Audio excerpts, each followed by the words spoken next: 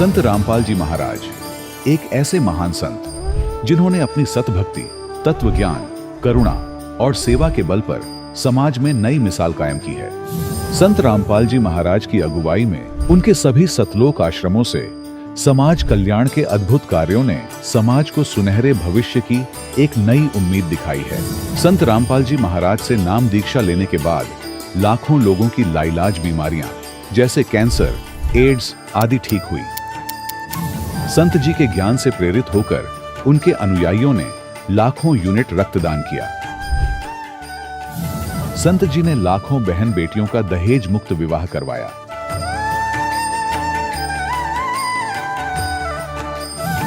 संत जी ने लाखों लोगों का नशा छुड़वाया, करोड़ों उजड़े परिवार बसे। संत जी के आश्रमों में समागम के दौरान निःशुल्क नेत्र चिकित्सा, दंत चिकित्सा प्रदान की जाती है। संत रामपाल जी महाराज द्वारा समय समय पर पर्यावरण संरक्षण के उद्देश्य से बड़े स्तर पर वृक्षारोपण किया जाता है।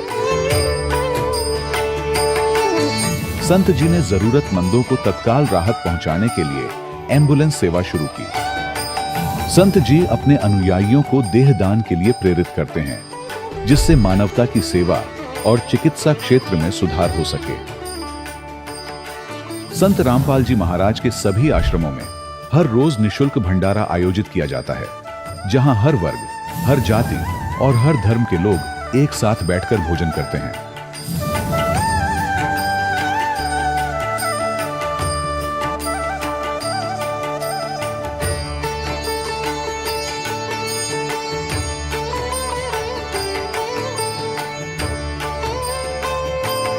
संत रामपाल जी महाराज के आश्रम में हजारों बुजुर्गों को सम्मान और प्यार के साथ जीवन जीने का अवसर मिलता है। उनके खाने, रहने और स्वास्थ्य की पूरी जिम्मेदारी संत रामपाल जी महाराज उठाते हैं। अनाथ बच्चों के लिए संत रामपाल जी महाराज के सभी आश्रम किसी वरदान से कम नहीं। यहाँ उन्हें शिक्षा, संस्कार और भविष्य के लिए बेहतर अवसर प्रदान किए जाते हैं। चाहे बाढ़ हो, भूकंप या महामारी, संत रामपाल जी महाराज और उनके अनुयायी हमेशा ही जरूरतमंदों के लिए सबसे आगे खड़े रहते हैं। कोविड महामारी के दौरान संत रामपाल जी महाराज के आश्रमों से करोड़ों लोगों के लिए भोजन, दवाइयां और जीवन रक्षक सामग्रियां उपलब्ध कराई गई। चाहे गरीब की मदद हो या किसी शोषित और पीड़ित वर्ग के हक और सम्मान की लड़ाई, संत रामपाल जी महाराज ने हमेशा ही उनकी दबी आवाज को सरकारों तक पहुंचाया है और उन्हें उचित न्याय दिलवाने में अहम भूमिका अदा की है।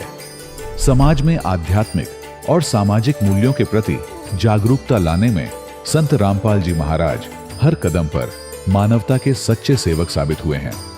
संत रामपाल जी महाराज का जीवन हमें सिखाता है कि सच्ची सेवा वही है जो निस्वार्थ भाव से की जाए। आइए हम भी इस महान सेवा के कार्य में इस महान संत से जुड़ें और संत रामपाल जी महाराज से नाम दीक्षा लेकर अपने जीवन को धन्य बनाएं।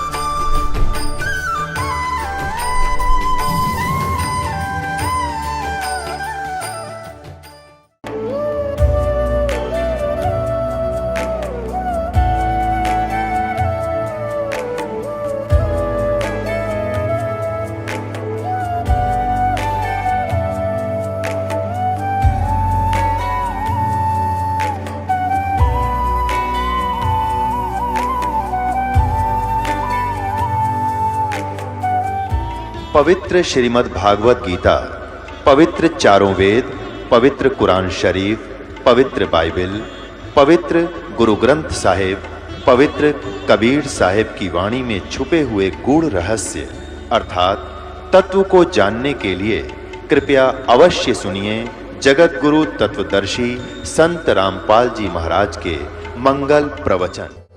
नमस्कार दर्शकों, जब विज्ञान की तार्किक किरणें मानव जीवन की गहराइयों को छूने में असमर्थ होती हैं, तब आध्यात्मिकता का उजाला मनुष्य जीवन को प्रकाशमय कर देता है। ये तर्क शायद आपको सुनने में अटपटा सा लगे, लेकिन इस तर्क की सत्यता को प्रमाणित करने के लिए आज हम आपको सीआरपीएफ में कार्यरत अमित यादव जी का अनुभव सुनाने जा रहे हैं। इन्होंने देवी देवताओं की पूजा साधना की। अमित जी का आध्यात्मिक पुस्तक पढ़ने में काफी रुझान था।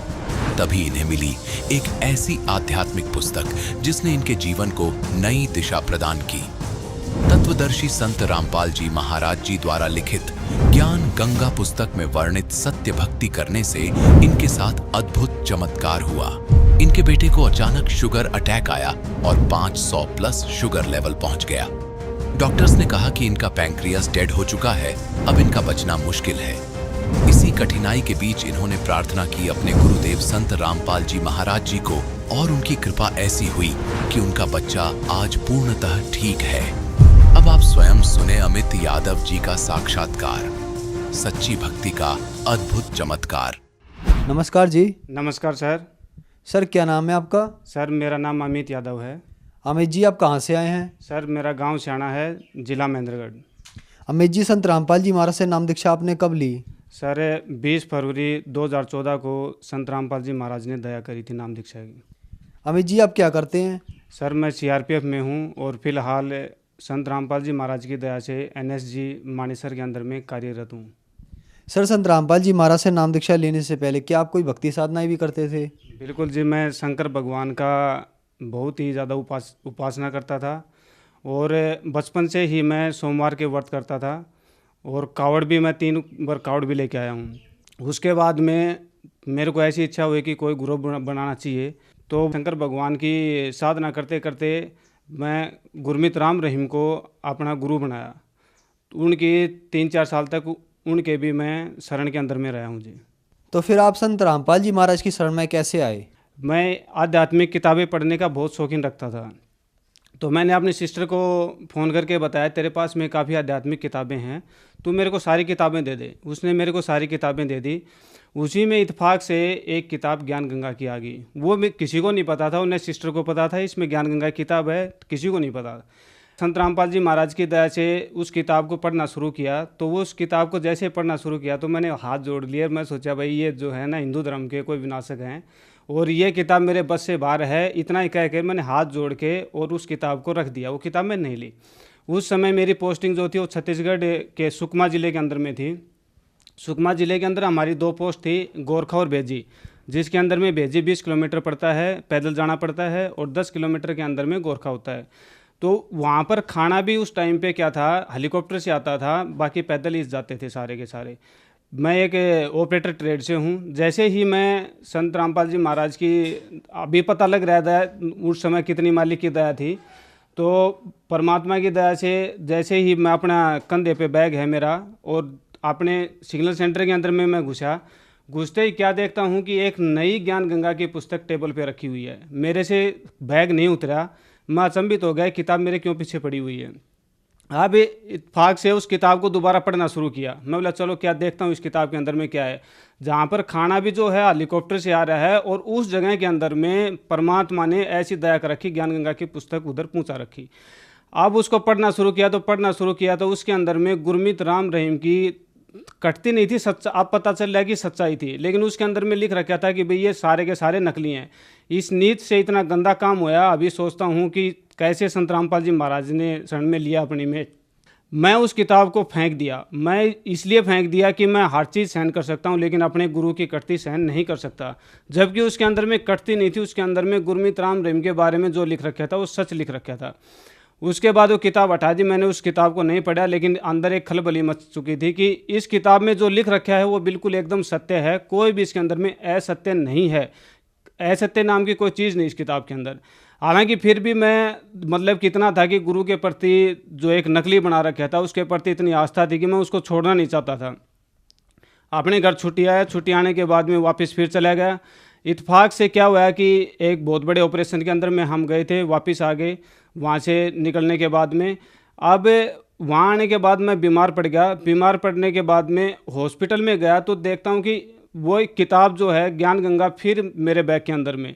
अब संत रामपाल जी महाराज ने, अभी बार बार मैं इसलिए नाम ले रहा हूँ क्योंकि पढ़ाई उन्होंने ही है, उस किताब को संत रामपाल जी महाराज ने ज्ञान गंगा को मेरे को हॉस्पिटल के बेड के ऊपर पढ़ाया।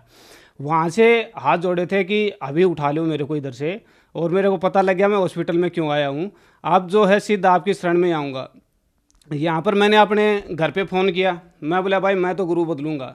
तो यहाँ पर सभी ने, घर वालों ने गुरमीत राम रहीम का नाम ले रखा था, मिसिज ने भी, बच्चों ने भी। मेरी छोटी सी बच्ची है तो वो उस समय होगी तकरीबन बोलने लायक ही हुई थी, तो बोली पापा यदि आपने नाम ले लिया तो गोली से उड़ा देंगे डिशम करके। अब औरत को आगे बोला, वो तो ये सोच ले कि कड़ियों के जा के लगे, आप कैसे गुरु बदल रहा है, जोड़े के साथ लेके आए थे वो लेके आए थे। मैं अपना बैग उठाया, मैं बोला शानी चलना है तो चल, नहीं तो ये जन्म जो है इस समय का है, बाकी आगे तू कहाँ मिलेगी मैं कहाँ मिलूँगा मेरे को पता नहीं, मैं अपने गुरु की शरण में जा रहा हूँ जी। मैं अपना बैग उठा के संत रामपाल जी महाराज की शरण में आ गया। 20 फरवरी 2019 को संत रामपाल जी महाराज से नाम दीक्षा ली।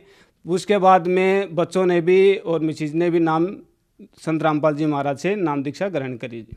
सर, संत रामपाल जी महाराज से नाम दीक्षा लेने के बाद आपको क्या क्या लाभ प्राप्त हुए?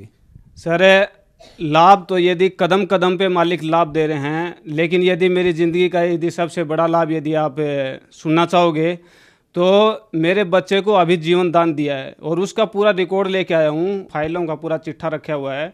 क्योंकि बच्चे को जीवन दान कैसे दिया है, हर कोई ये समझेगा कि भाई ये सट्टे मार रहे हैं, ये गुरुमुखी हैं, अपने गुरु की बड़ाई करने में लगे रहते हैं।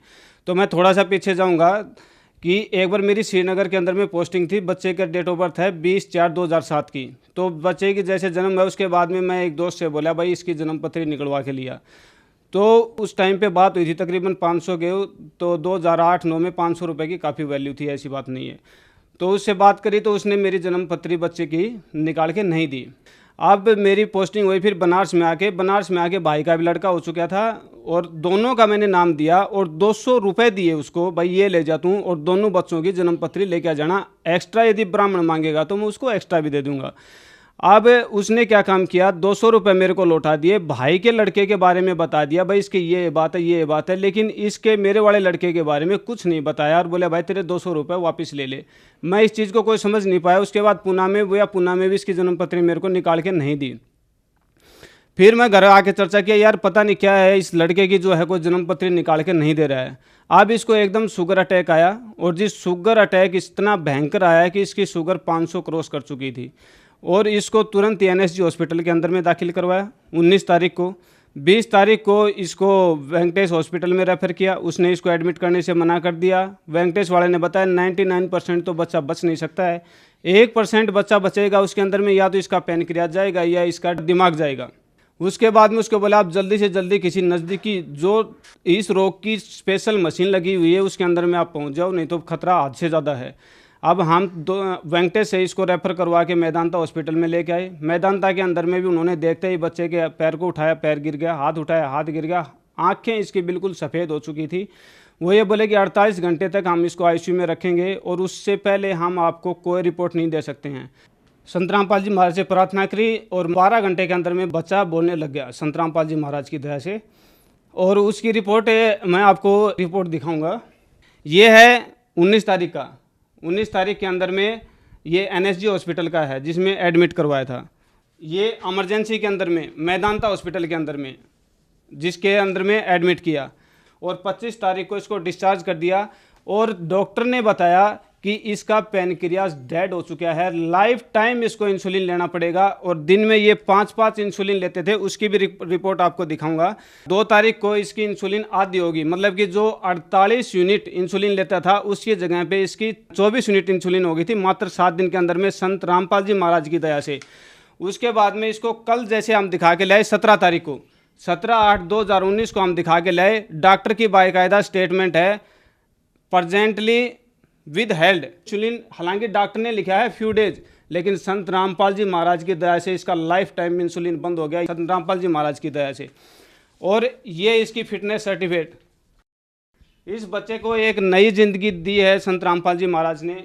संत रामपाल जी महाराज की दया से अभी इसकी शुगर की बीमारी जो खाली पेट होती है 80 से 120, वो बिल्कुल इसकी 80 से 120 के तकरीबन इसकी रहती है अभी 100 के आसपास खाली पेट। और जब ये खाना खा लेता है उसके बाद में इसकी शुगर की रिपोर्ट तकरीबन ये लिखी हुई है, कभी आप सोच रहे हो मैं सट्टे मार रहा हूँ, इसमें आपने दिखाई भी थी, वो तकरीबन इसकी 150 से नीचे नीचे रहती है, हालांकि 150 तक जाती नहीं है, वही 120 के आसपास ही इसकी खाना खाने के बाद में रहती है। और डॉक्टर ने अभी हमारे को सलाह दी है कि इसकी जो है शुगर रिपोर्ट खाली पेट 130 से ऊपर नहीं जानी चाहिए और खाना खाने के बाद में इसकी 180 से ऊपर नहीं जानी चाहिए। लेकिन संत रामपाल जी महाराज की दया से इसकी जो एक नॉर्मल जो शुगर लेवल रहता है उसी के ऊपर इसका रहता है। और संत रामपाल जी महाराज की इतनी दया है कि उनकी दया से जो है इनका शुगर का एकदम सही हो चुका है, बच्चा पास में है। उससे भी आप यदि बात करना चाहो तो बच्चे से बात कर सकते हो, इसकी क्या कंडीशन थी और आज क्या है। इसका 10 kg वेट कम हुआ है। हाँ, अभी मेरे साथ बच्चा भी आया हुआ है जो कि अभी मतलब कि जब से इसकी 20 तारीख को 20/7 को इसका जो बीमारी हुई थी और आज के दिन में 17 को डॉक्टर ने इसको एक तरह से क्लीन चिट दे चुकी है कि भाई अभी ये हर काम एक नॉर्मल बच्चे की तरह कर सकता है। उसकी भी सर्टिफिकेट डॉक्टर ने दे दी है। अभी आप बच्चे से एक बार बात करना चाहो तो बच्चे से भी कर सकते हो। अभी इसकी क्या कंडीशन है। नमस्कार जी, सच्चा है। क्या नाम है जी आपका? विनीत यादव। विनीत जी, आप कहाँ से आए हैं? महेंद्रगढ़ से। विनीत जी, आपके पापा ने बताया कि आपको शुगर थी 537 है, जो आपकी शुगर पहुंच गई थी, आप अस्पताल में भर्ती हो गए थे, तो क्या आज आप ठीक हैं? हाँ, कैसे ठीक हुए आप? संत रामपाल जी महाराज की कृपा से आज मैं ठीक हूँ। क्या उम्र है आपकी आज? 12 साल।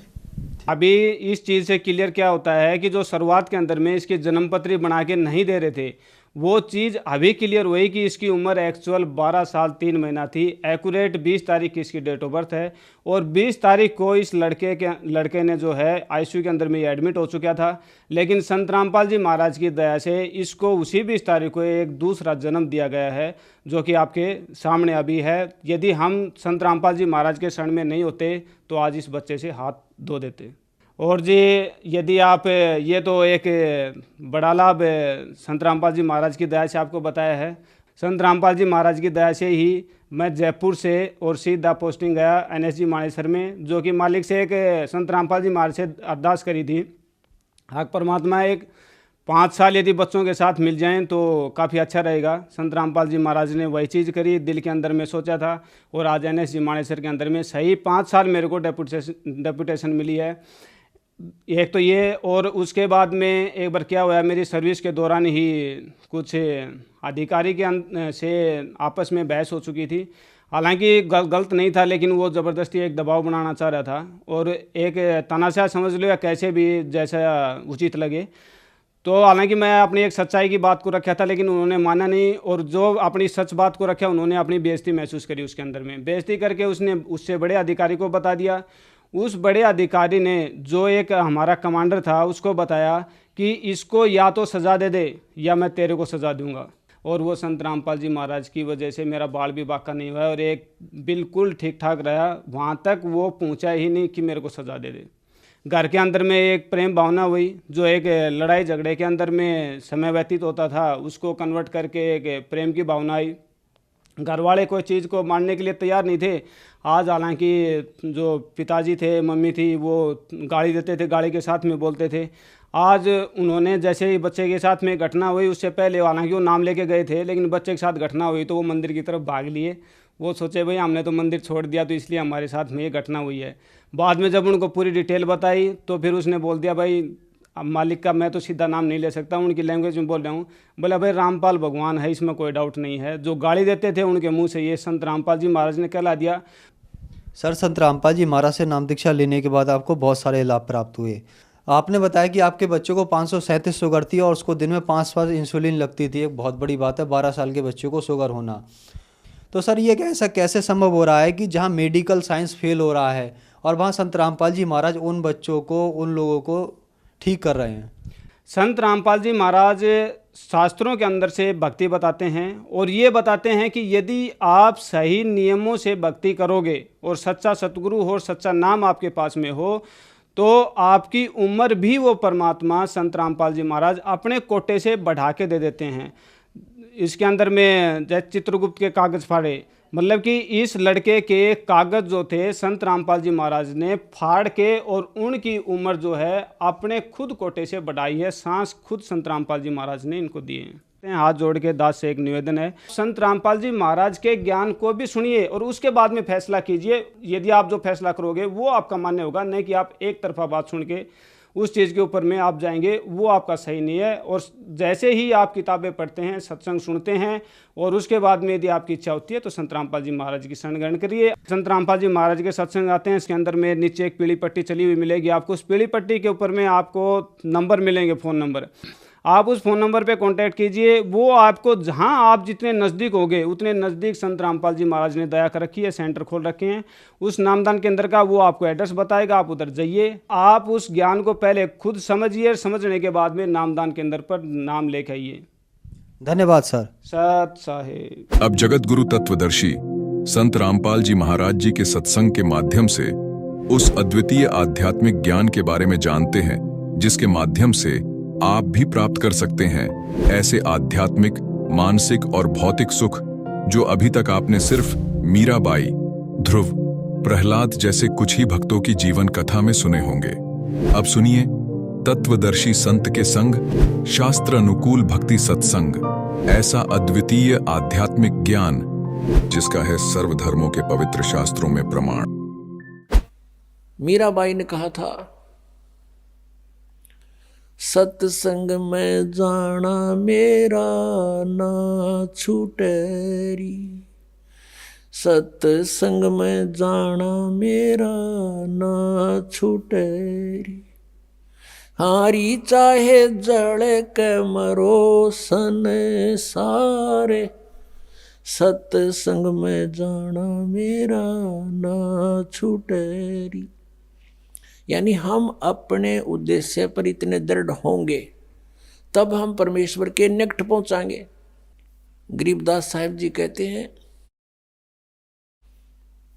कि इन पिछलों की जो रीति है ये तुरंत त्यागनी होगी।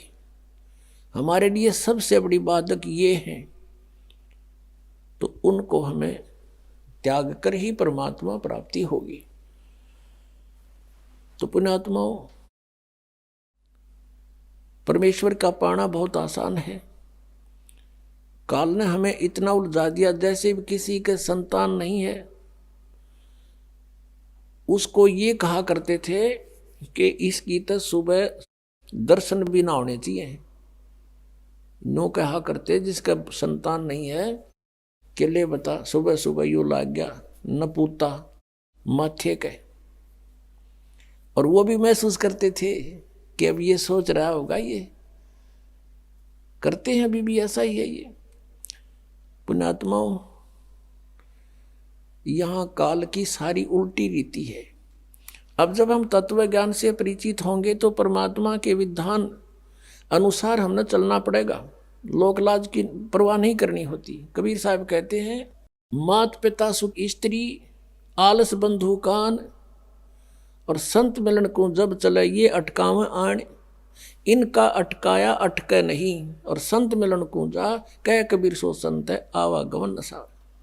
मात पिता जैसे छोटे बच्चे हैं तो माता पिता जिनको ज्ञान नहीं वो बाधा करते हैं, और जिनके बच्चे बड़े हैं माता पिता चाहते हैं सत्संग की तरफ चलें तो वो बच्चे बाधा करते हैं।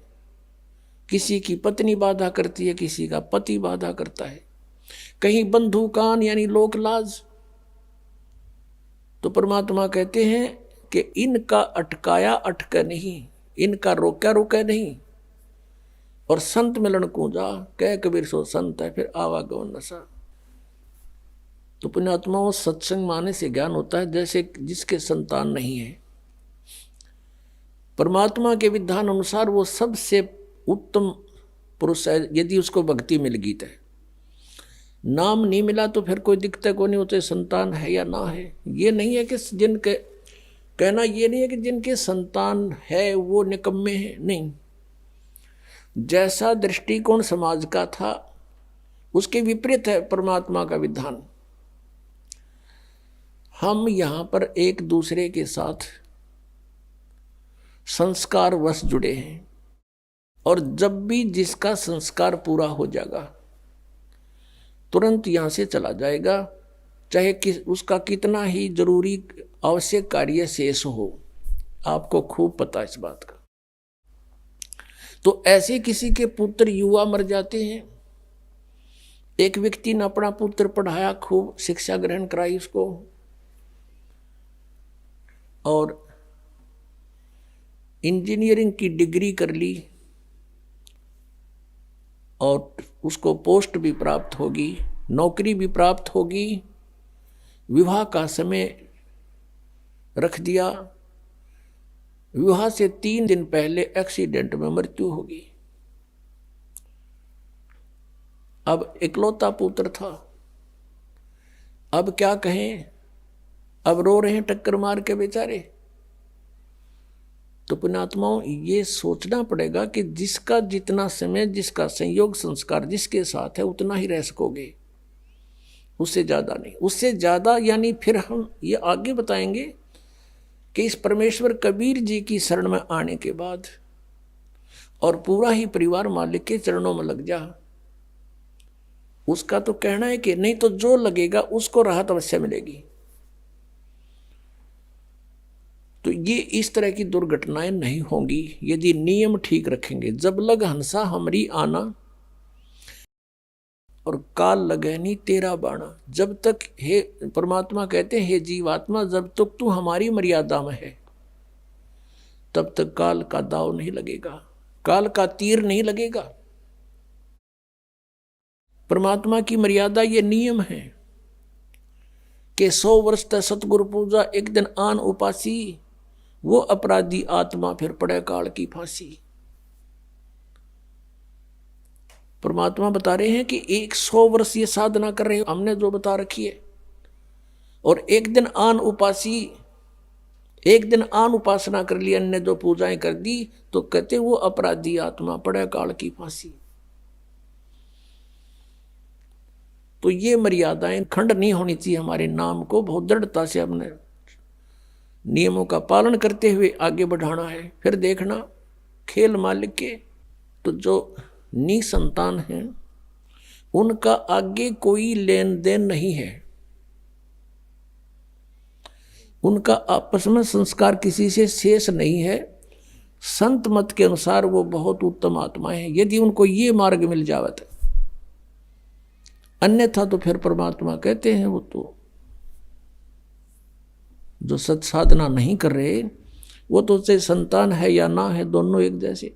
हाँ, जिनके संतान है वो भी बुरे नहीं, क्योंकि मनुष्य जीवन परमात्मा की भक्ति मिल गई, पूरा परिवार भक्ति करे, बच्चों को भी लावे शरण में।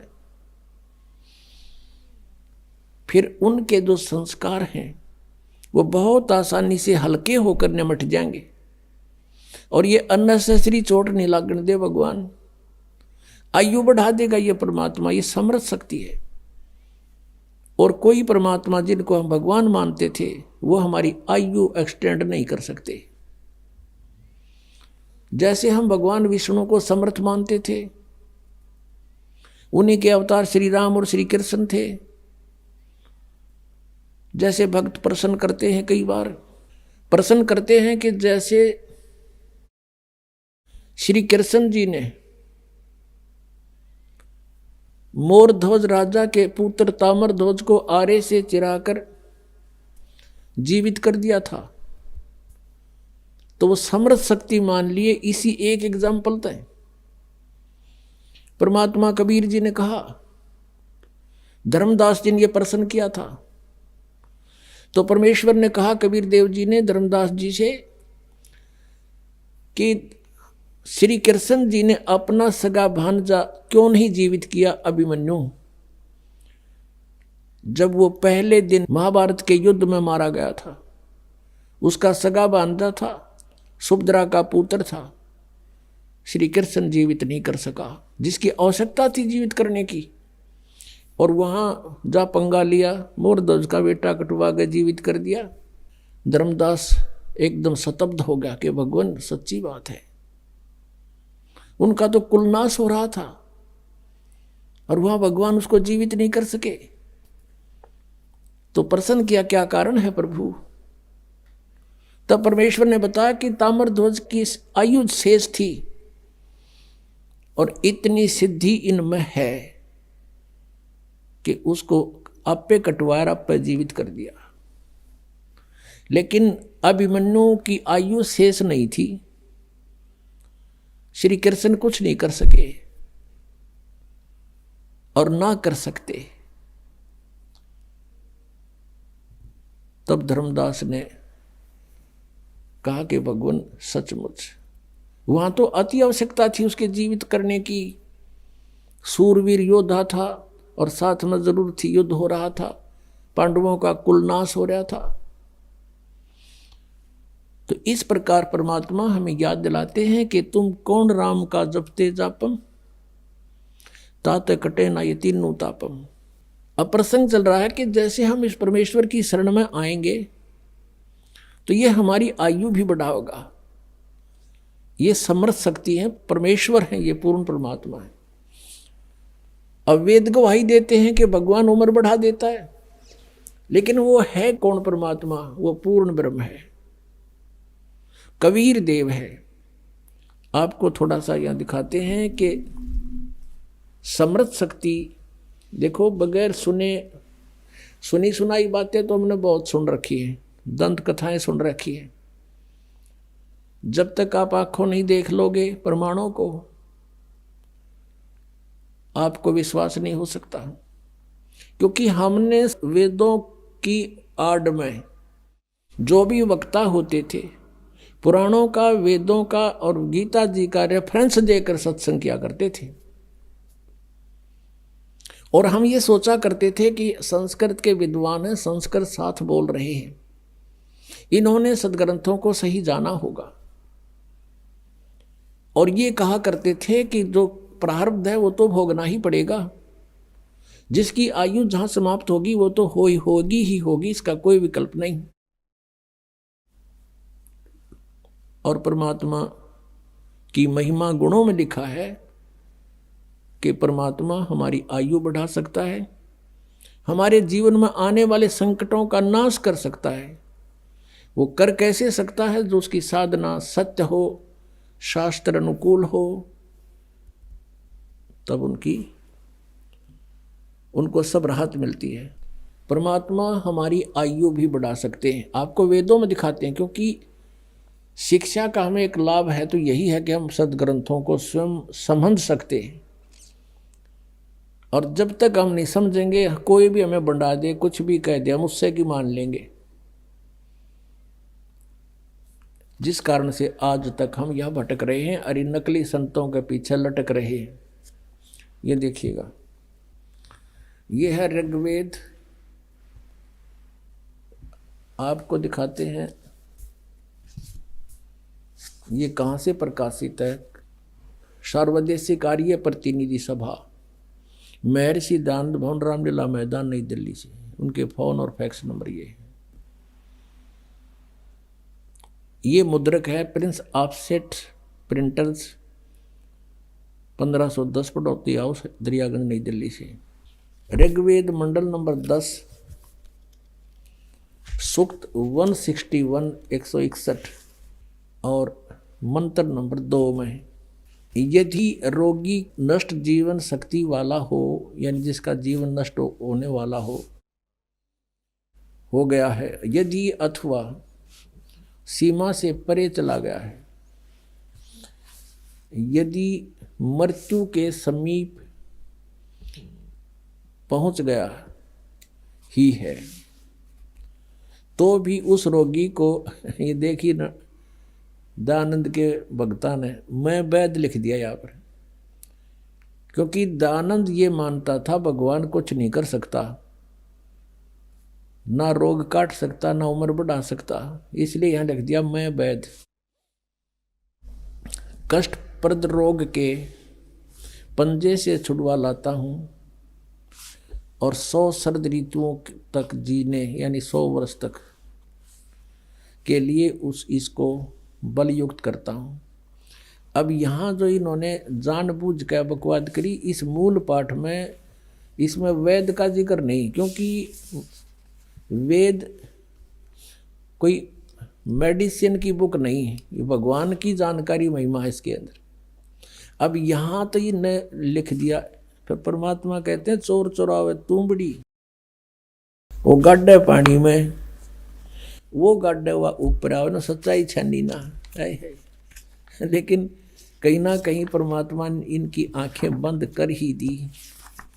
जहां इन्होंने सच्चाई लिख दी, ना चाहते हुए भी लिख दी, भगवान ने लिखवा दिए। तो क्या लिखे थे ये देखना, ऋग्वेद मंडल नंबर 9 सूक्त 80 और मंत्र नंबर इसका भी 2। हे परमात्मन, आप उपासकों की आयु के बढ़ाने वाले हैं। या भूल गए वैद लिखना। देखा परमात्मा के चोर चुरावे तुमरी गाड्डा पानी में, वो गाड्डा हुआ ऊपर आओ ना, सच्चाई छानी ना। और दिखाता हूं इन्हीं के अनुवाद में, ये देखिएगा। एक और दिखाते हैं इन्हीं परमात्मा। देखो ये दास अगर आपको अनुवाद करके या बताओ वैसे तो नहीं जच्चे, क्योंकि ये आपका तो यकीन हो जा, पर ये होने ना दें। ये कहकर आपको भ्रमित कर देते कि रामपाल को संस्कृत ना आती, ये वेदों के अनुवाद करेगा। और यही हमारे भगवान कबीर साहब के बारे में इन्हें टांग अड़ाई थी कि कबीर अशिक्षित है, अक्षर ज्ञान नहीं, ये संस्कृत का मामला, ये सदग्रंथों को समझना इस जुलाहे के बस का कहाँ, ये झूठ बोलता है। और परमात्मा सारी सच्ची कहा करते थे। 600 वर्ष पहले ये बात बताया करते। तो दास आपको सदग्रंथों से रूबरू करा रहा है, और उन्हीं से आज परमात्मा ने अनुवाद करवा रखे हैं। इन्हीं के अनुवाद में परमात्मा ने दया बख्शवा दी। नन्नो कौन कहे मैं काल हूं, और वो भगवान कोई और है। गीता में सारे रेफरेंस दे दिए। मालिक ने कहा दिया, उसने पता ही नहीं मकद के बोल गया, और सच्चाई बुलवा दी दाता ने उस ब्रह्म काल तक कि वो परमात्मा तो कोई और है, और मैं तो काल हूँ, सबको खाने आया हूँ। जब तो नांडी पाक के कही थी कि यहाँ कोई मैंने टोकनियाँ नहीं कि मैं कह दूँ, और कह दी सच्ची। अब हमारा काम आ गई। अब देखो ये ऋग्वेद है, इसका द्वितीय भाग है। ये लंबी बड़ी जल्द में है। ये प्रकाशक हैं पंडिता राकेश रानी, और ये कहाँ से छपा है? प्रधान कार्यालय वेद मंदिर महात्मा वेद भिक्षु सेवा आश्रम लेखराम नगर इब्राहिमपुर मुखबेलपुर दिल्ली, दूरवास इतना दान संस्थान। और ये है इसका अनुवादक महात्मा वेद भिक्षु भारतेंद्र नाथ, और दानंद संस्थान करोलबाग नई दिल्ली से इसने इसका अनुवाद किया है। देखिएगा ये है ऋग्वेद मंडल नंबर 10 सूक्त 161, ये 161, और ये दूसरा मंत्र इसका। इसने बहुत बढ़िया अनुवाद किया। सच्चाई, यदि किसी रोगी की जीवन शक्ति समाप्त हो, उसकी आयु ना रही हो, यदि वह सीमा से परे हो गया है, यदि वह मृत्यु के सन्निकट चला गया है, तो भी उसे मैं भारी कष्टप्रद रोग के पंजे से मुक्त कराऊं तथा उसे 7 वर्ष यानी 100 वर्ष के जीवन हेतु बल संपन्न करूं। भावार्थ में भी सही लिखा है इसने। यदि रोगी की जीवन शक्ति समाप्त हो, यानी उम्र खत्म होगी, वो आयु हो रही है और उसका रोग सीमा से पार हो गया है, तब भी परमात्मा उसे इस कष्टप्रद रोग से मुक्त कर 7 वर्ष यानी 100 वर्ष का जीवन दे सकता है। अब बिल्कुल सही लिखा है, पर क्योंकि परमात्मा की महिमा है या किसी वैद्य की और दवाइयाँ की किताब नहीं है।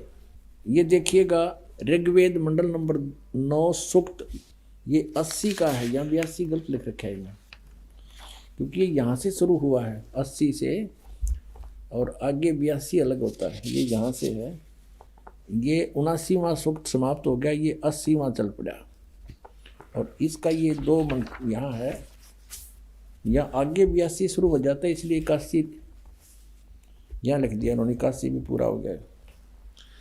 तो ये ऋग्वेद मंडल नंबर 9 सूक्त 80 है।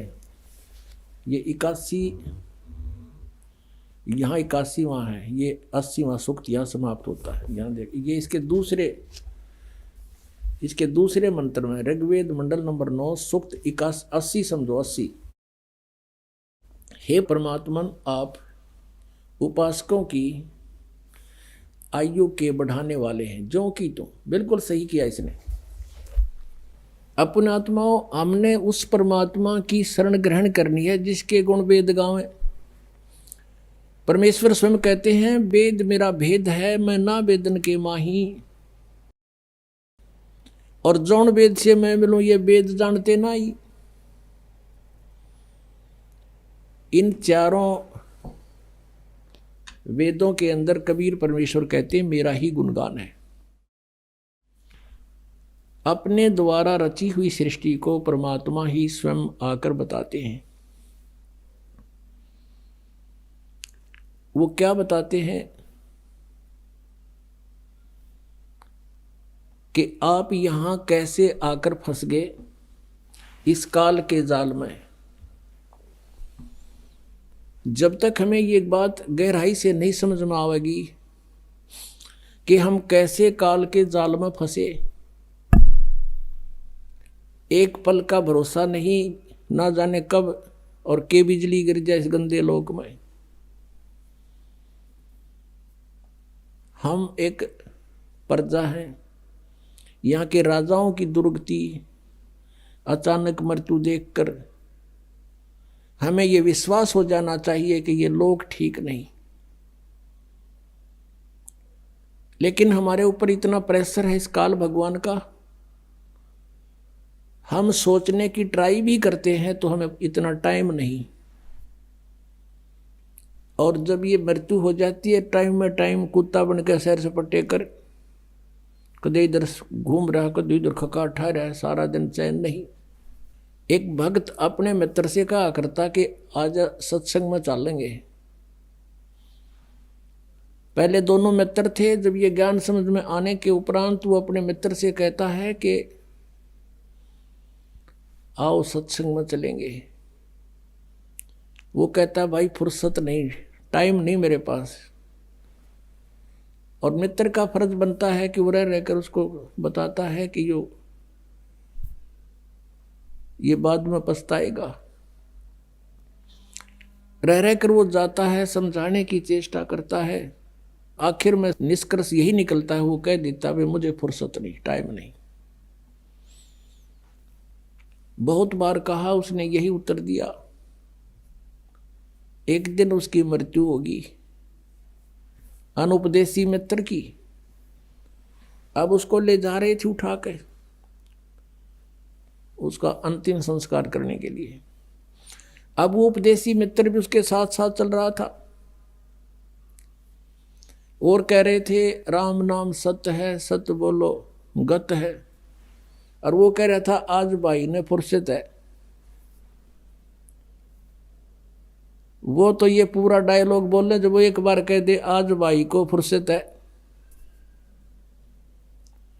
दूसरे कहने लगे भाई तू नो ना बोला, इनका तो चोट लाग रही है, इनको तो इतना, इनका युवा व्यक्ति मर गया और तू मजाक की बात कर रहा है। नो बोला भाई मजाक की ना कर रहा, मैं रो हूं अब इसको। पहले मैं और ये मित्र थे, मैं इसने आधी रात को अर्धरात्रि ना के कह देता चल वहां चलेंगे सांग देखने, ये जब मेरे साथ हो लिया करता। और खोटे कर्माड़ा इसने 20 बार रोया मैं तू आजा मेरे साथ। मुझे भी ये कहता था कि तेरा तो दिमाग खराब हो लिया, मेंटल हो गया तू। छोटे छोटे बच्चे ये के नुए पड़ जाएंगे। अब पूछो इसके कौन पालेगा बच्चे। अरे तेरा गजब हो। परमात्मा कहते हैं अपनी महिमा आप बताओ, हमें समझावें। उस समर्थ की रीढ़ छुपाई। परमात्मा कहते हैं कि मां के गर्भ में उस परमात्मा ने तेरी परवरिश की और उस समय ना तेरा कोई भाई था, ना बहन, ना माता की को भी उसका पता नहीं था तेरा बच्चा कैसे पल रहा है तेरे पेट में। अब वही बच्चा बाहर आते ही डेली आधा आधा किलो दूध पीने लग जाता है।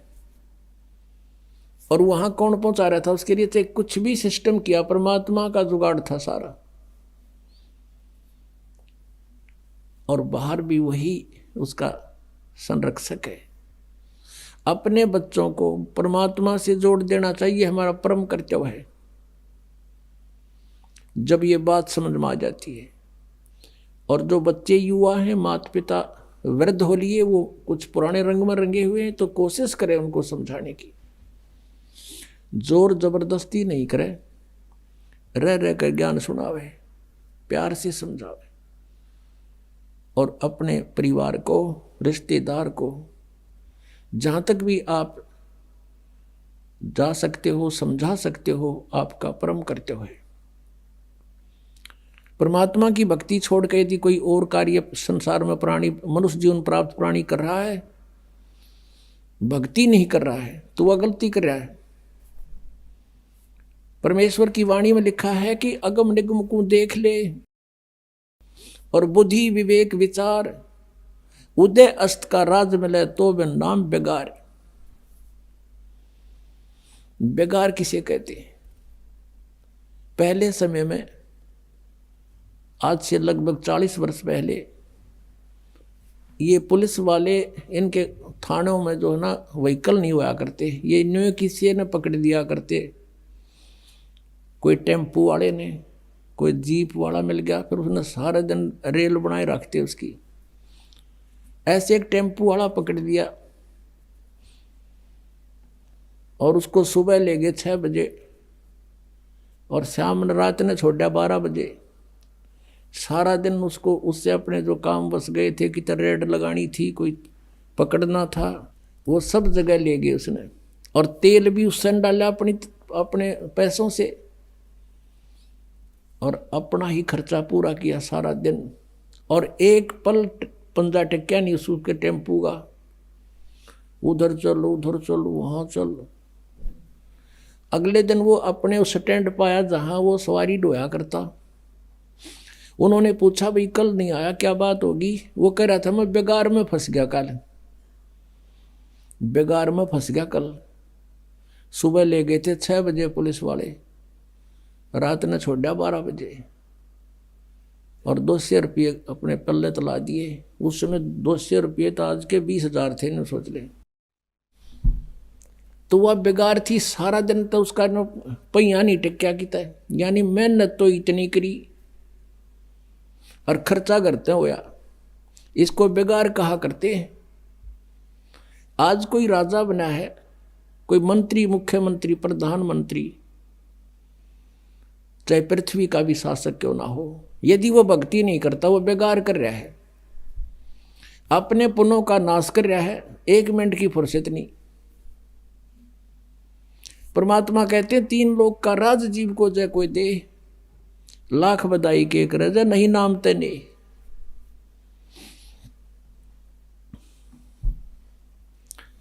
कबीर ये जग निर्धना, कबीर सब जग निर्धना, धनवंता ना कोए, धनवंता सो जानियो जिस पे राम नाम धन होए। अभी आपने सुने संत रामपाल जी महाराज के मंगल प्रवचन। आइए अब सुनते हैं संत रामपाल जी महाराज से नाम दीक्षा लेकर सतभक्ति करके अद्भुत लाभ प्राप्त करने वाले अनुयायी के विचार।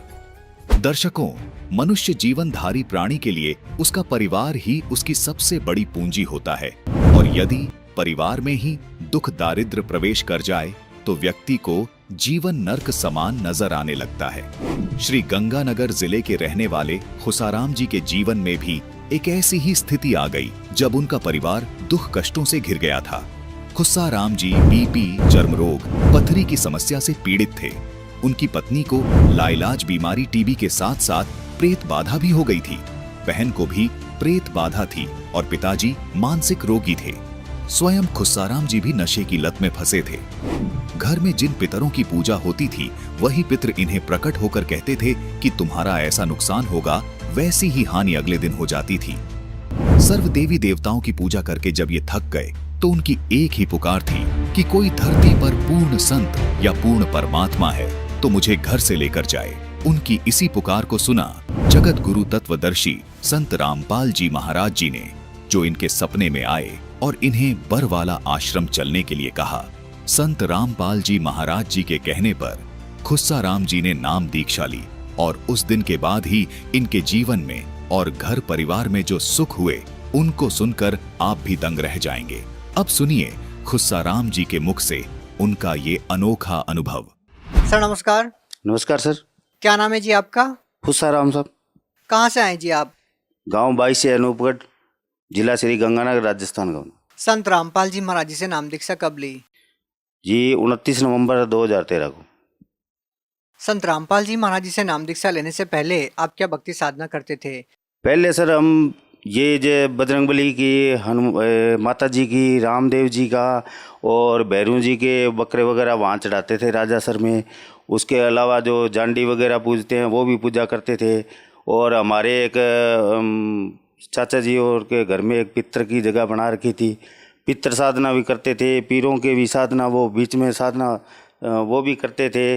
उसके अलावा जो व्रत वगैरह करने हैं वो भी किया करते थे सर। तो फिर संत रामपाल जी महाराज जी से नाम दीक्षा क्यों ली? सर वो जो हम पहले साधना कर रहे थे उनसे हमारे को कोई विशेष लाभ नहीं मिले थे, तो हम क्या परेशान हो चुके थे। क्योंकि हमारे जो पहले 1993 में मेरे पिताजी जो है वो मेंटली डिस्टर्ब हो गए थे और उनको हमने गंगानगर में दिखाया और सूरतगढ़ में, जो बीकानेर में, जहाँ जहाँ हमारी पहुँच थी लेवल के हिसाब से, वहाँ हमने सब दिखाया। और उसके अलावा जो हमारे एक सिस्टर छोटी, उनको भी भूत प्रेत की दिक्कत रहती थी और मेरे जो पत्नी थी उनको भी ये समस्या थी। और हमारे जो पिताजी थे वो लगभग 3 साल तक बीमार रहे थे। उस दौरान हमने दवाइयाँ भी दिलाई और जो जहाँ जिन्होंने झाड़ फूक और जो हमारे को बताया गया था भी संत महात्मा जैसे भी थे उनके पास हम झाड़े जफैड़ा करवाए थे, उनसे हमारे को कोई लाभ नहीं मिला था। और हमारा जो पितर वगैरह जो पूजा वगैरह थी वो भी हम करवाते थे। और ये जो माता जी के जागरण वगैरह जो भगत लोग आते थे जो हमारे यहाँ धागा तबीद करने, वो हमारे को बताते थे जी आप ये धागा करवाओ और यहाँ जागरण वगैरह लगवाओ, वहाँ आपको जाना पड़ेगा। यानी कि राजासर और पल्लू वगैरह, रामदेवरा, ये जहाँ जाते रहो। हमने एक महीने में 3 जागरण लगवाए साहब। संत रामपाल जी महाराज जी की शरण में कैसे पहुँचे? सर वो हम ये सभी साधना करके जब हार चुके थे, थक चुके थे, तो हमारे मन में एक यही क्वेश्चन रोज करता, मैं सुबह उठता ही भी, जो भी कोई पूर्ण परमात्मा है वो हमारे पे दया करो। क्योंकि हम इतने दुखदायी हो गए थे। हमारे जो पत्नी हैं उनको भी 1998 में मेरी शादी हुई थी, उसके बाद में 1 साल बाद में टीबी हो गई थी। तो टीबी होने के बाद में उनको हमने गंगानगर, बीकानेर और जो यानी कि चंडीगढ़ वगैरह तक हमने दिखाया था। तो उससे उनके टीबी में ज़्यादा कुनैन देने से उनको सुनाई देना भी बंद हो गया था। तो फिर क्या हुआ, जब वो भी बीमार, हमारे पत्नी भी बीमार रहने लगी थी, छोटी सिस्टर भी बीमार थी, पिताजी भी हमारे वो मेंटली डिस्टर्ब थे, उन सभी साधनाओं को फिर हमने एकदम से छोड़ दिया था। जो हमारे चाचा जी पितृ पूजा करवा रहे थे हमारे से, वो पितर हमारे को शाम को बोलता जी हम ऐसे करेंगे, ये नुकसान करूँगा। सुबह हमारा कोई कभी भैंस मर जाती थी, कभी कोई बैल मर जाता था, कभी कोई उसका पाडी वगैरह जैसे भैंस की होती है वो मर जाती थी। इससे हम बहुत परेशान हुए सर। तो बाद में जी हमारे को धीरे धीरे ये परमात्मा के संत रामपाल जी महाराज का सत्संग हमारे को टीवी के माध्यम से सुनने को मिला और हमने लगभग 1 साल तक सत्संग सुना। और सत्संग सुनने के बाद में हमने एक ज्ञान गंगा पुस्तक मंगवाई और वो पुस्तक पढ़ने से हमारे को परमात्मा की वो जो सत्संगें थी वो यानी कि पुस्तकों के माध्यम में जो परमात्मा दिखा रहे थे, प्रमाण सहित दे रहे थे, तो हमारे को वो अच्छा लगा। हमने धीरे धीरे उनको और सुनना और बुकें पढ़ना जारी रखा। तो बीच में फिर एक दिन परमात्मा ने दया करी, संत रामपाल जी महाराज ने जो सत्संग सुनने थे, मैंने कहा भाई जो पूर्ण परमात्मा अगर कोई पूर्ण गुरु है तो हमारे को घर से आके जो लेके जाएगा वो हम उन्हीं के साथ जाएंगे। तो सुबह सुबह मेरे को 4 बजे परमात्मा की दया से सपना आया रामपाल जी महाराज की दया से। तो रामपाल जी महाराज हमारे गेट के आगे खड़े थे वाइट कपड़ों में और बोले, बेटे आपने हमारे को बोला था अभी हमारे को जो लेने आएगा घर से हम उसी संत के साथ जाएंगे, उन्हीं से नाम लेंगे। तो हमने कहा हाँ जी, तो चलो बेटे आप बरवाड़ा चलते हैं और आप वहाँ नाम दीक्षा लो। तो मैंने कहा ठीक है। तो मैं महाराज जी के पीछे पीछे थोड़ी दूर गया, उसके बाद में मेरे को सुबह नींद जग गया था। संत रामपाल जी महाराज जी से नाम दीक्षा लेने के बाद आपको क्या लाभ मिले? संत रामपाल जी महाराज से नाम लेने से परमात्मा ने हमारे पर बहुत दया की है, बहुत से लाभ मिले हैं।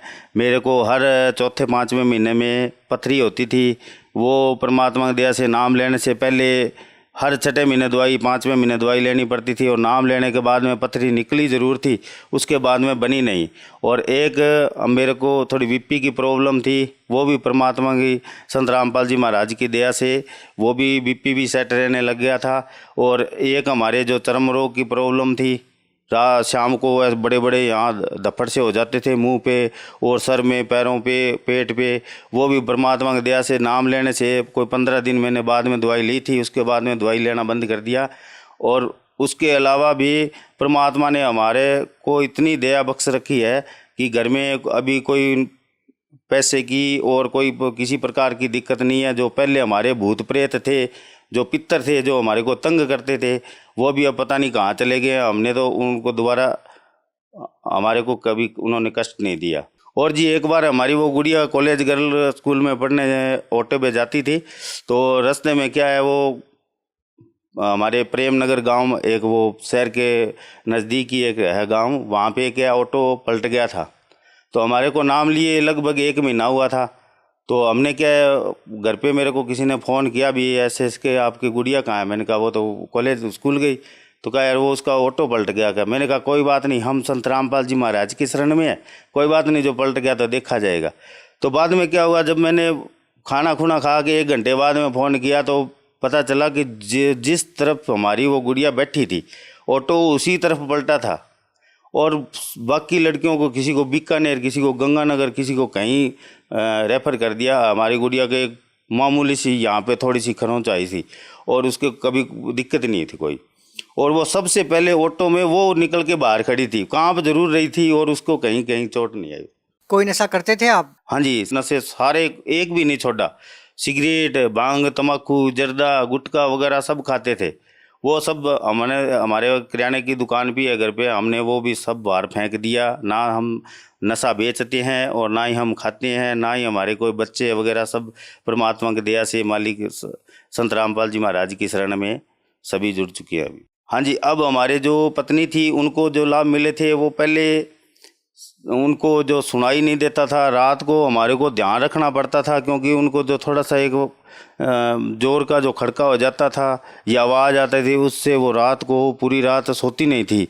और सर में कभी वो कोई भी चीज़ आ गई वो सर में मारने की कोशिश करती थी, क्योंकि उसका सर जोर जोर से रात में वो चिंगारें सी उनको सुनने लग जाती थी। तो वो मालिक की दया से अब उनको वो ऐसी कोई प्रॉब्लम नहीं है, ना ही उनको कोई और बाधा भूत प्रेत की है, ना ही कोई बीमारी की। परमात्मा की दया से हम सभी अब आनंद मंगल हैं जी। भगत समाज को क्या संदेश देना चाहते हैं? भगत समाज को संदेश तो जी हमारे सदगुरु रामपाल जी महाराज का है। हम तो मात्र एक विनती कर सकते हैं, प्रार्थना कर सकते हैं भी, जो भाई बंधु हैं जो दुखी हैं, कम से कम, और तो चलो कोई ज्ञान कम सुनते हैं, जो दुखी हैं वो तो कम से कम परमात्मा के ये सत्संग सुनो। जो भी परमात्मा ने चैनलों पे जो सत्संग वगैरह आ रहे हैं उनके ऊपर सत्संग सुनो। बुकें जो भी, जहाँ भी आपको सेवा करते हैं कोई भगत भाई मिल जाता है तो वहाँ से बुक लेके और आप बुकें भी पढ़ो और ज्ञान प्राप्त करो। और नाम दीक्षा लेके अभी आपके जो सभी रोगों का जो निवारण है वो संत रामपाल जी महाराज के पास है जी। बहुत बहुत धन्यवाद।